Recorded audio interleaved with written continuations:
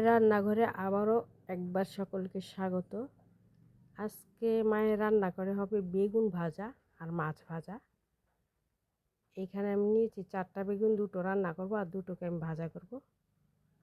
এই যে কেটে নিয়েছি, এখন নুন পানিতে আমি ভিজিয়ে রাখবো বেগুনটাকে। আর ওইদিকে মশলা দিয়ে আমি মাছটাকে রেডি করে নিয়েছি।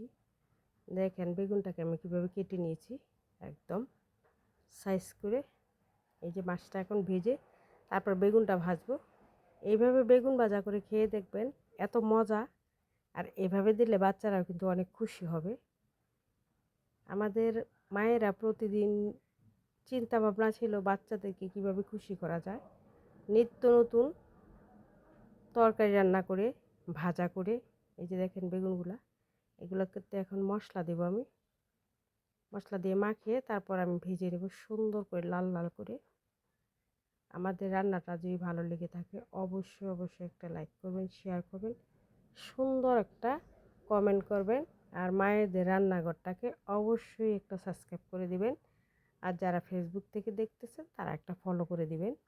এই যে দেখেন বেগুন ভাজাটা কি সুন্দর হয়ে গেছে না? এখন যে কোনো বাচ্চা অনায়াসে খেয়ে নেবে একটা করে বেগুন ভাজা। আমি বেগুনের তেলটা তুলে রাখছি, এটা আমি ভাত দিয়ে খুবই ভালো লাগে আমার খেতে, এই বেগুন পোড়ার তেলটা।